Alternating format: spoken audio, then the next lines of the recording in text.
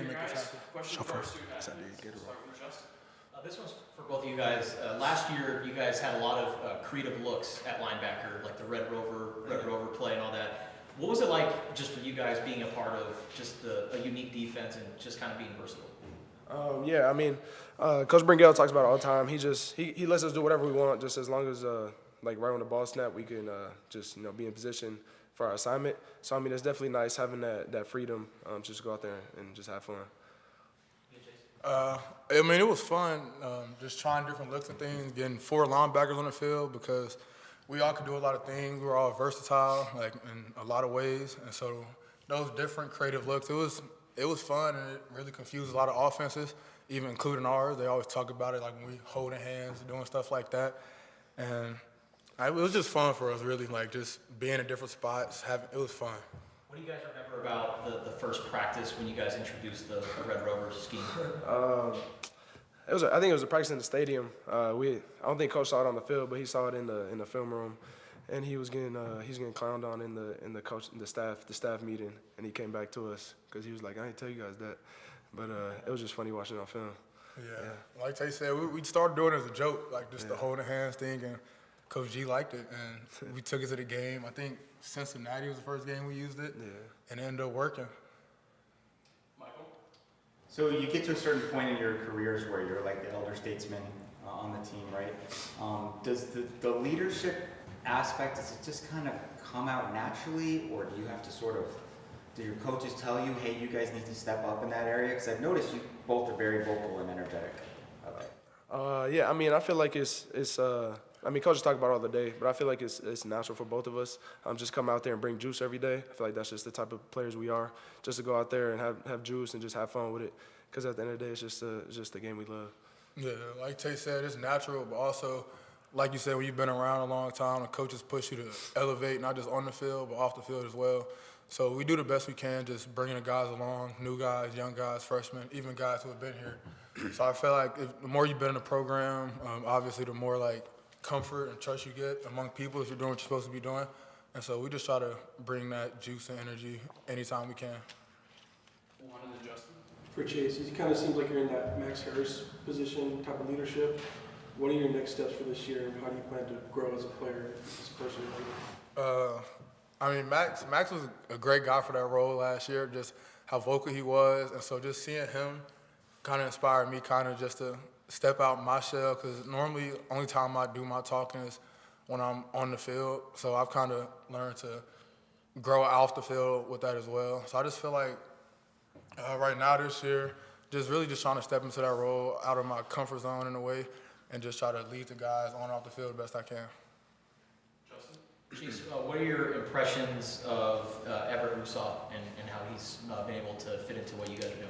Everett's been really good, man. Like, I feel like the most impressive thing that's been about him is how he wants to learn off the field, because he's always in with meetings. We're always on the board together drawing up stuff. And so I feel like, and with him, it translates well on the field as well. He's physical, fast, twitchy. And I feel like with him, he's going to have a great role in the system just because he's a guy who really wants it, and you can tell on and off the field.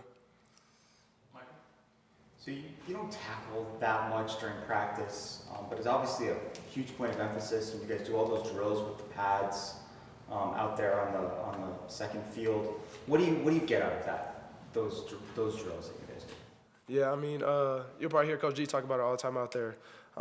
He said we're not gonna really tackle bodies that much, but once we're tackling the bags and the pop-ups, that's the same we're gonna tackle people out there. So he wants to just really just get repetitions at that. You know, we do a bunch of, he calls it launching. Just launching through the bag. A bunch of just drills like that. And then when we get to like an actual game, he just translate it to actual body. Yeah, like Taye said, like all those drills translate. Like the launching drills, the redirect screen drills, like all those translate. And so even though it's not an actual body, just going through the movements every day, like really training your body to just learn that way and do that every single day, like at a high intensity, it translates. And so when we do see a real body, like you saw a lot of last year, we all redline until the ball's forming. Do you imagine that it's a player when you're running toward the... I mean, most definitely. I mean, you definitely want to get in your mind that it's a player, not just like just a pop up out there. You want to actually see yourself making a tackle, making a play. Because at first it may seem silly or something, but you really gotta trust the process because it actually works. Yep, and visualization is the best thing we can do, and so just seeing that as a body, seeing it as a moving person, it definitely helps a lot. Justin and then one. With that, you guys were doing a lot of those drills during pregame warm-ups. Do you feel like that was, that helped you guys over the course of the season to just tackle at a high level? Yeah, for sure. It definitely helps us, start the game, get the pads popping a little bit. And that's the same drill we do in practice. So, just to translate it from practice to game day and then to an actual person out there, I feel like it helps. Yeah, and doing that pregame just gets the body going, gets the pads popping a little bit. We see Coach Cecil, he always starts it off. So just seeing him lead off with that, his energy, we ain't got no choice but to match that. For Taye, Danny Gonzalez said that you're the best linebacker in the Big 12. Do you believe that, and do you think you're ready for a breakout season? For sure. Of course, I have all the confidence in the world that I'm the best and the best to do it. So, just go out there, attack each day and just wait till the fall to prove it.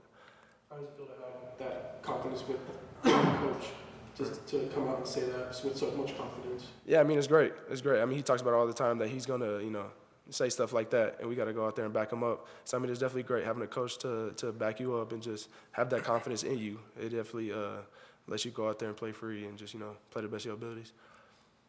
We'll finish up with Justin. So Danny has mentioned to us, Taye, about he's tried to out-recruit you. He's tried to find a guy to come in and take your spot. But what has that been like for you, just hearing Danny say stuff like that, and why do you think you've been able to solidify yourself as a guy that can't be out-recruited? Yeah, I feel like that just goes back to the relationship we have.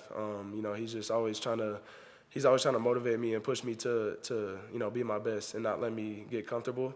So I feel like it started last year. Just the guys he brought in. It's just we brought in really good guys like Max Harris and Riley Wilson, and it really just pushed me to be my best every day. And then we brought in some new guys this year like Cooper and Everett that are really good as well. So it just pushes me to be my best, or I'm gonna get my spot took. With Cooper, new guy for both of you. What do you like about his skill set? Cooper, he's a bigger backer, but he's like Chase said about Everett.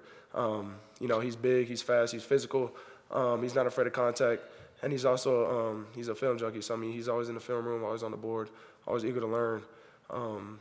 So yeah. One thing about Coop's huge. Coop running full speed downhill at you. Nobody wants to be in front of that really.